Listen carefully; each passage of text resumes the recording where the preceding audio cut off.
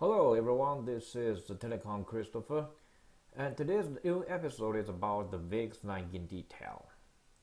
Before introducing you about the VXLAN, I would like to show you the concept of underlay and overlay. And the people often confused with those two concepts. What is the underlay and what is the overlay? So first thing first, underlay and overlay are relative to each other. Underlay cannot be isolated. Overlay cannot be isolated also. They are relative concepts. And traditionally, as we can see, as we all know, that in the telecommunication field, we have our optical transmission system. Either in SDH, which encapsulate the service, the frame, in the virtual container, or either WDM, wavelength dividend multiplexing. It will transmit its service via the different wavelength. The optical transmission working like a big vessel. This one is the underlay. Underlay which worked as a big vessel. Now, what is the overlay? To know what is the overlay, we have to know what is in the vessel or in different package. For example, in the traditional telecommunication network, the IP is over WDM, definitely. So the IP package or the frame, whatever you call them, is the overlay. The WDM is the underlay. So we can say the paradigm XXX over YYY. The YYY is underlay. Meanwhile, the XXX is overlay. Overlay is the payload. So as you can see, I listed out the four technology where it's very easy to see in the common life. That is the VXLAN, the MPLS VPN, the routers. Router is the hardware router, and the Amazon VPC. So let's first come to the VXLAN. VXLAN, we also see them is back over UDP. So what is the MAC? MAC is the overlay, as you can see here. The ETH header, the IP header payload, and the payload, and this FCS, which is a frame checking sequence. And this one works as the overlay. Overlay is the payload. This is the MAC. The UDP here, as you can see, which marked in the blue, which is the underlay. And then the MPLS VPN. And we can see for MPLS VPN there are two types. The first one is the VPLS, which often for the data center interconnection. And then the other one is very classic. This is called layer 3 MPLS VPN. So it doesn't matter about the VPLS or the layer 3 MPLS VPN. It has two labels. The one label is the inner label, which is called the VPN label, and often generated by the PE router. And then another label is the outer label, which is distributed by the LDP, normally for the IP RAM or the backhaul network. Then another one is the RSVPTE. This signaling protocol is for the small scale network, such as the IP backbone, because it has the traffic engineering. It can sense much more standard information. But just from a point of view, the VPLS will simulate the entire network into a switch and collect the ingress and egress point via pseudo wire. With the VPLS implemented, the network become a switch, so it definitely inherits the switch problems such as broadcasting. And there are 3 MPLS VPN because it has the controlling protocols such as LDP. The LDP is not so clever because LDP is always followed the IGP. The IGP, as it will form the problem such as the loophole. The routing loophole, it will drop the packet directly. So just from my point of view, I think in the future, the outer label will be evolved in the future. The outer label distribution will be responsible by the SR, either MPLS style or IPv6 style in the future. Because the SR has more status info and it can transmit those status info via the BGP-LS or some other protocol to the SD controller, and then SD controller will analyze those status info via the big data engine or something like that. It will make our entire WAN network more clever or much more intelligent than before. And then for the inner label, which is the VPN label, I think it will be distributed by the BGP VPN or something like that. And those one are 2 BGP VPN. And literally, as you can see, the name may be this one is the extended BGP protocol that is much more smarter than before, than the traditional eBGP before. So let's move on to see the router. The router also has the overlay and underlay concept, as you can see. The uplink interface card overhead, which is acting as the overlay. And this one also has the payload because they will exert the QoS on the packet, on the ingress packet. It will categorize different traffic into different queue according to its service priority. As you can see, then to collect the ingress and the egress, it must have a very big vessel. This vessel is called the fabric card. So this one works as the underlay. And then this one is the egress interface card. We often call them the downlink interface card. It is also the overlay. It will re-encapsulate the pancake or do the thing like that, the package.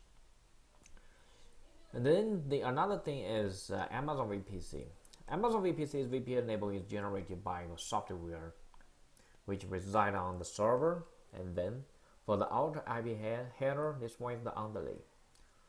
So anyway, what I have to sum up is underlay and overlay is not a brand new mysterious concept that has been exist for decades. That is the VPN concept. That is the relative concept. You dig a hole, you dig a tunnel,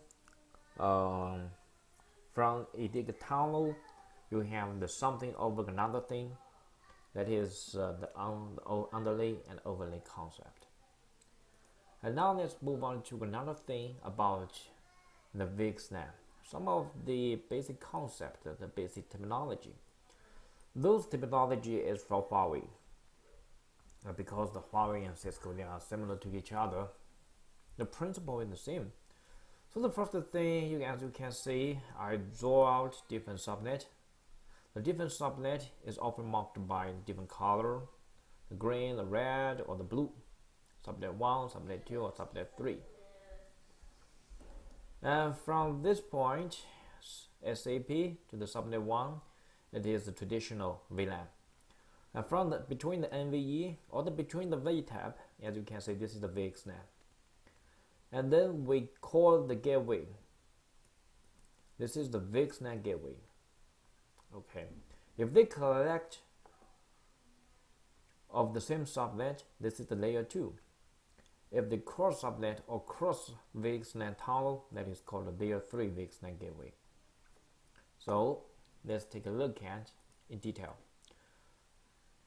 SAP, which is called the service access point, it will decide who has the ticket to embark on the VXLAN vessel. It will decide which traffic will while traveling through the VXLAN tunnel to its destination and the SAP. And then you can see the NVE. The NVE is called Network Virtual Edge. The two types of switch can work in as the NVE. The first one is the hardware, then the next one is the software based. The hardware based switch often has the AC chip to implement the VTAP function. That is much more efficiency. Whereas for the software based one, it will use the software switch as the VTAP. It definitely will degrade your host performance, but the software based one, you can reuse the legacy switch, whereas for the hardware based one, you have to purchase the new switch. So as a solution to migrate from the traditional network without VXLAN to the new all VXLAN solution, you have the hybrid solution. To make it simple, as you can see here, and traditionally we have our data center, which is the layer 2 VLAN, normally layer 2, and then we will go to all of the VXLAN fabric, but for network element, we will purchase part of the hardware switch for high performance part, and the software switches because we can reuse part of our legacy switch. So this is the solution to transmit. This is the transition solution we call it. And we also call them as a hybrid solution, which is hardware, software, and plus SDN to form the DC fabric. And then another concept is the VTAP, virtual tunnel endpoint, which is responsible for the encapsulate and decapsulate of the VXLAN packet. And then the VNI, the virtual network identifier, which is similar to the VLAN identifier. And then the BD. BD is bridge domain. It's a little bit hard to understand that. The bridge domain will either you can call one VXLAN segment as bridge domain, and we can call several VXLAN segments to form a bridge domain. It doesn't matter, only if it belongs to one tenant network. And then the service will be isolated by the VRF. This is quite traditional, which is similar to the Ampere's layer 3 VPN. So, and we often to hear those two concepts, layer 2 VXLAN and layer 3 VXLAN. To make it simple, the layer 2 VXLAN collect same subnet. Layer 3 VXLAN collect different subnet, or even different VXLAN tunnel. So as you can see, I made a metaphor of the real life. Say we have a bus travel from the Calgary, Canada to Nigeria. I compare the airway and the tunnel and one country's network and the subnet. So we can see here is called the subnet Canada. We definitely take the Air Canada from the Calgary to the Toronto. So this tunnel is layer 2 because we are in the same subnet. And then from the Toronto to Dubai, we will take the Air Emirates. This is the cross-country, cross-subnet, as its illustration. So this one is the layer 3 VNI to VXLAN tunnel, the Air Emirates. We all embark on the Air Emirates A380. The A380 here is the tunnel. This one, the layer 3 tunnel. So the same as from the Emirates to Nigeria, we take the Air Nigeria tunnel to the subnet Nigeria. So here, if if we fly from Toronto to Emirates, those are the layer 3 gateway because it transmits to cross subnet. If we are from the Calgary to Toronto, then to Vancouver, they are within the same subnet, and then this gateway is the layer 2 gateway. Okay. And last but not least, I will show you the best practice to implement the VXLAN tunnel. So the first thing is we have the NVEA, network virtual edge A, and network virtual edge P. They are the peer, which is identified by the loopback address A and loopback address B. And then we'll establish a big tunnel. It's not a big tunnel, it's a bridge, which is called bridge domain, which is called BD20, with the VXLAN tunnel 5020 or several, because we have several subtunnel here. I'm sorry, which is identified by the VNI 5020. So this one is the big tunnel, as you can see here, from one side to the other. And then we divide the tunnel into several paths,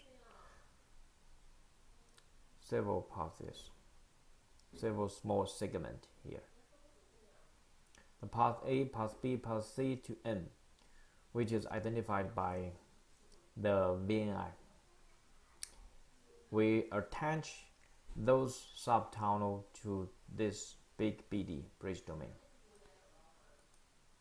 So as you can see, for example, this one is the financial department, this one is the R&D, and this one is the Q&A. So all in all, this is similar to our big optical cable between the NVEA and NVB.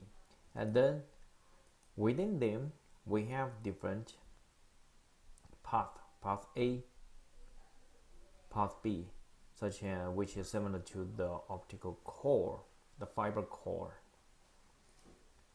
So now this is the end of today's episode. If you have any comment, please leave a message to me. Thanks for watching.